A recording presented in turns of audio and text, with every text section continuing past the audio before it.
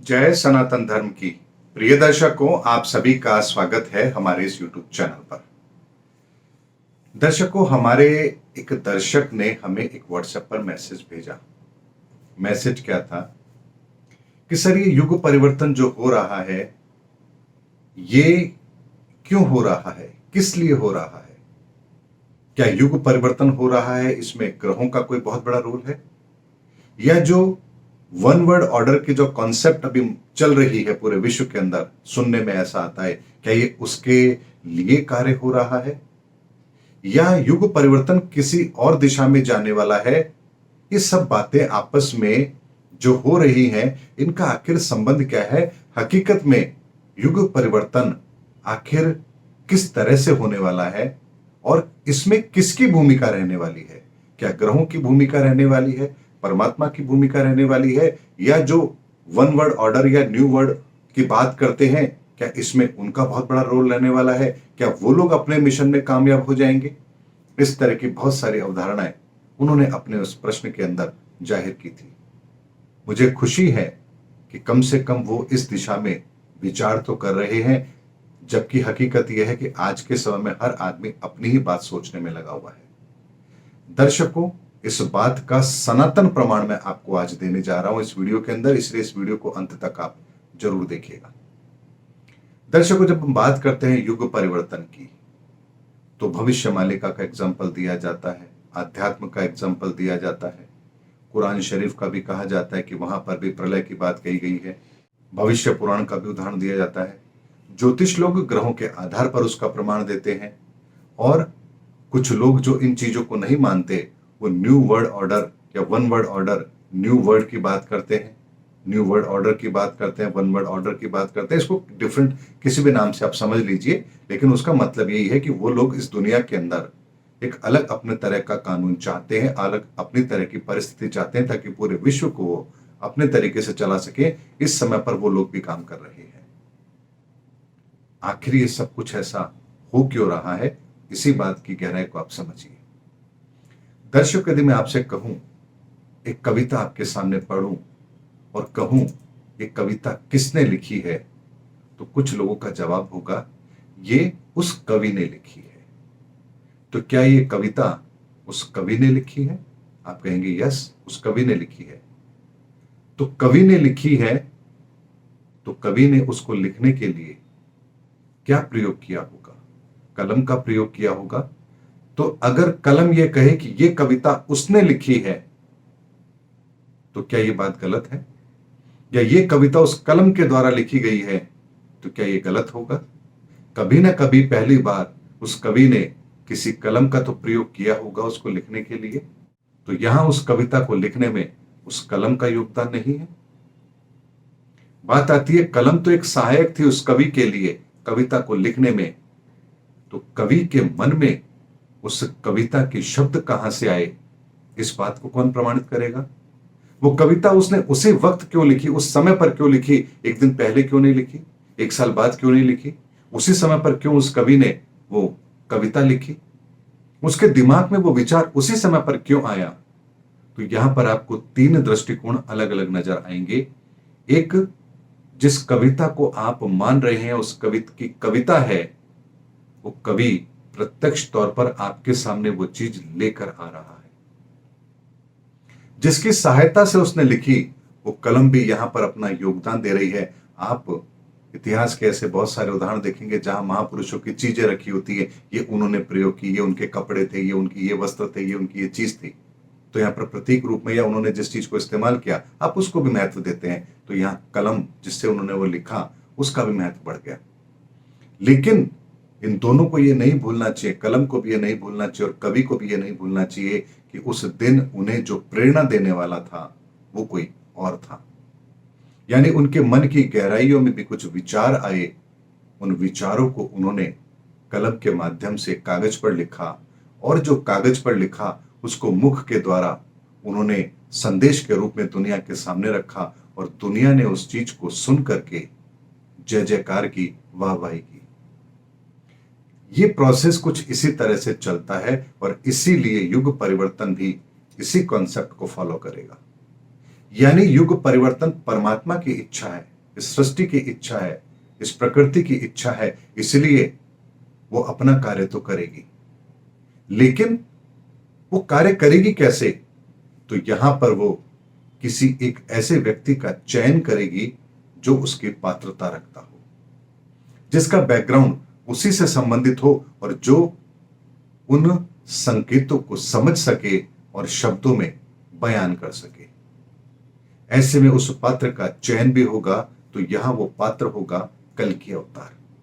यानी कुदरत हम में से ही किसी को चुनेगी उस कार्य को करने के लिए, और वो व्यक्ति उन संकेतों को समझेगा, उन संकेतों को डिकोड करेगा और शब्दों के माध्यम से आपके सामने रखेगा। लेकिन रखेगा कैसे?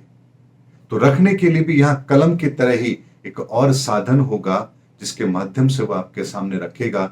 यानी कि वर्तमान के अंदर जितनी भी चीजें हैं जो संदेश वाहक का काम करती है, वो उन हर चीज के माध्यम से आप तक वो सत्य को स्थापित करेगा। यही प्रक्रिया इस समय पर भी अपनाई जाएगी। इसीलिए जो लोग वन वर्ड ऑर्डर की बात कर रहे हैं, वो उन विचारों के लिए स्थान बना रहे हैं ताकि सनातन के विचार इस धरती के ऊपर स्थापित हो सके। ये कुदरत उनसे उस तरह का काम ले रही है। उनकी योजनाएं अलग हैं, लेकिन ये योजनाएं किस पैरामीटर पर काम कर रही हैं, ये कुदरत तय कर रही है। इसीलिए वो लोग इस कॉन्सेप्ट को दुनिया के अंदर लेकर के आ रहे हैं। ये कॉन्सेप्ट नास्तिक लोगों के बीच में एक अलग तरह का काम करेगा, और आस्तिक लोगों के जीवन के अंदर कैसे काम करेगा, उसके लिए भविष्य पुराण या भविष्य मालिका या हमारे धार्मिक शास्त्र ग्रंथ ये पर्याप्त है। तो जो धर्म के रास्ते पर हैं वो इन ग्रंथों का अनुसरण करेंगे, और जो अधर्म के रास्ते पर हैं वो उन लोगों की बातों पर यकीन करेंगे कि वन वर्ड ऑर्डर आ रहा है।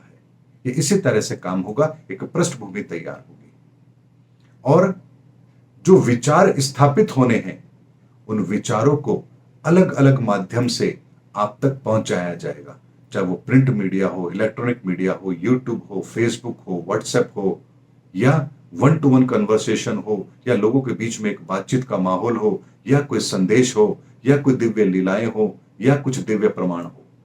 हर तरीके से वो बात आप लोगों के सामने आना आरंभ होगी, और जब बात आपके सामने आएंगी तो ये सब बातें उस कलम की तरह अपना रोल प्ले करेंगी। उनका काम सिर्फ उन चीजों को आपके सामने प्रकट करना है, और यहां पर जो कल्कि अवतार होगा वो उन चीजों को आपके सामने अपने तरीके से शब्दों के माध्यम से और विचारों के माध्यम से आपके सामने रखेगा। और वाहवाही किसकी होगी?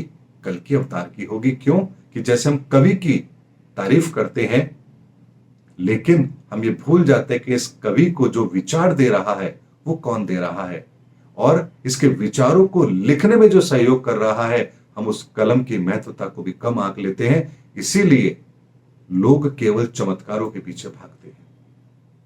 लेकिन इस युग परिवर्तन के समय के अंदर ये तीनों ही कॉन्सेप्ट यहां पर काम करेंगे, और कल्कि को ही सारा श्रेय इसलिए मिलेगा क्योंकि ये हमारा दृष्टिकोण होता है कि हम केवल और केवल कवि को ही समझते हैं, कवि को ही महत्व देते हैं, उसके पीछे की प्रक्रिया को हम महत्व नहीं देते हैं। इसीलिए जो संदेश होंगे वो दिव्य होंगे, परमात्मा के होंगे, कल्कि के माध्यम से होंगे, और संसार की सारी तमाम जितनी भी चीजें हैं वो उसमें उस मैसेज को दुनिया तक पहुंचाने में सहयोग करेगी, और इसी तरह से युग परिवर्तन होगा। दर्शकों, इससे सरल भाषा में मैं आपको वन वर्ड ऑर्डर, युग परिवर्तन और ग्रहों की परिस्थिति, इनके संदर्भ में इससे ज्यादा मैं आपको डिटेल में कैसे बताऊं। जो ग्रहों की स्थितियां हैं वो इस बात का प्रमाण है कि आने वाले समय के अंदर किस तरह की परिस्थितियां बनेगी, क्योंकि ब्रह्मांड का समय ही ग्रह नक्षत्रों की गति है। इसीलिए ज्योतिष विज्ञान केवल और केवल ब्रह्मांड में बन रहे ग्रहों की स्थिति को आप लोगों के सामने रखता है कि ये कॉम्बिनेशन कैसे काम करेगा। जैसे मैं आपके सामने एक बात रखता हूं, अगर मान लीजिए मैं आपके सामने एक बात रखी है मैंने कि 14 जनवरी और 1950। अब जब आपके सामने मैंने 14 जनवरी 1950 एक बात रखी, एक दिन रखा, तो 14 जनवरी 1950 जैसे ही मैंने कहा, क्या आपको अब ये पता नहीं लग रहा है इस डेट के साथ में कि कितने समय पहले की बात मैं कर रहा हूं? यानी लगभग 73 ईयर्स पुरानी बात है, 74 ईयर चल रहा है। यानी जैसे ही मैंने बोला 14 जनवरी 1950, आपको सबसे पहले यह पता लगा कि बात 73 ईयर्स पहले की है। अब आपको यहां यह भी पता लग रहा है 14 जनवरी मतलब सर्दी का दिन होगा, 14 जनवरी मतलब मकर संक्रांति होगी, 14 जनवरी मतलब महीने का मध्य का समय होगा। ये सारी बातें जैसे ही मैंने आपको बोला 14 जनवरी 1950 आपके सामने अपने आप आ गई, आपको बताने की आवश्यकता नहीं है। और आपको अब यह भी पता लग जाएगा अगर उस दिन कोई बड़ी घटना हुई है तो यह भी आपको पता लग जाएगा कि हां, उस दिन का इतिहास ये कहता है। तो यहां पर जब आपके सामने ये शब्द आया 14 जनवरी 1950, तो आप यहां क्या कहेंगे? सर्दी का मौसम है, व्यक्ति का खान पान इस तरह का होगा, व्यक्ति के कपड़े इस तरह के होंगे, सूर्योदय इस समय पर हो सकता है, सूर्यास्त इस समय पर होगा, दिन का समय कितना होगा, रात का समय कितना होगा, महीने का मध्य होगा, सूर्य किस राशि में होगा, और ये इतने वर्ष पूर्व की बात है, और उस समय का माहौल इस संसार में कैसा होगा। अब आपको ये बताने की आवश्यकता नहीं पड़ी कि हकीकत क्या है, क्योंकि आप जानते हैं। आप ये भी कहेंगे ये आजादी के 3 साल के बाद की बात है। ठीक इसी तरह से ज्योतिष विज्ञान भी काम करता है। जब आपकी किसी की कुंडली होती है या ब्रह्मांड में ग्रहों की परिस्थिति बनती है, तो हमें पता होता है कि मंगल क्या है, शनि क्या है, बुध क्या है, गुरु क्या है, बृहस्पति और बाकी के ग्रह क्या है। इन ग्रहों की स्थिति किस जगह पर होती है तो ये किस तरह के परिणाम लेकर आते हैं, और इन सबके संयुक्त परिणाम एक कौन से पिक्चर हमारे सामने रख रहे हैं, ये विनाश की है या नए सृजन की है। और इसी का आकलन आप लोगों के सामने रखा जाता है। इसीलिए वो प्रमाण होता है कि आने वाले समय के अंदर इस तरह की घटनाएं घटित होंगी। इसीलिए सारे के सारे कॉम्बिनेशन मिलकर के परमात्मा के उस कार्य को पूर्ण करते हैं, और इसमें हर व्यक्ति का, हर चीज का सहयोग होता है। और इसीलिए न्यू वर्ल्ड ऑर्डर हो या युग परिवर्तन की बात हो या ज्योतिषीय आकलन हो या भविष्य मालिका हो या भविष्य पुराण हो या संतों के वचन हो, जो कुछ भी है वो सब उस प्रकृति के अनुसार ही कार्य कर रहे हैं, जिस वजह से इस संसार में युग परिवर्तन की प्रक्रिया पूर्ण हो सके। इसलिए संसार के अंदर किसी का भी जन्म अकारण नहीं होता है, चाहे वो दुष्ट से दुष्ट व्यक्ति हो या बड़े से बड़ा संत हो। हर व्यक्ति के लिए इस प्रकृति ने कोई कार्य निर्धारित किया होता है, और उसी समय पर आकर के वो अपना कार्य करता है, और उसी कार्य के परिणाम स्वरूप परिस्थितियों का जन्म होता है, और वही परिस्थिति प्रकृति के उन पैरामीटर को इस संसार पर एप्लीकेबल करने के लिए फलीभूत होती है। ये इस ब्रह्मांड का सनातन रहस्य है। अगर आपको ये बात समझ में आ गई है तो आप ये निश्चित मान लीजिए कि आप डिवाइन पावर है, आपके भीतर जो आत्मा है वो पवित्र है, और आपको युग परिवर्तन स्पष्ट तौर पर दिखाई दे रहा है।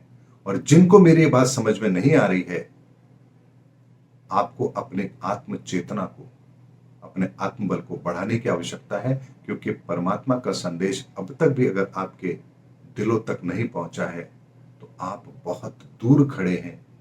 अपने इस फासले को कम कीजिए, परमात्मा के नजदीक आइए, नहीं तो आप इस भीड़ में कहीं खो जाएंगे और युग परिवर्तन के इस अनमोल बेला से आप वंचित हो जाएंगे। उम्मीद करता हूं दर्शकों मेरा वीडियो आपको जरूर अच्छा लगा होगा। अगले वीडियो में आपसे फिर भेंट होगी, तब तक हमारे चैनल पर बने रहिए।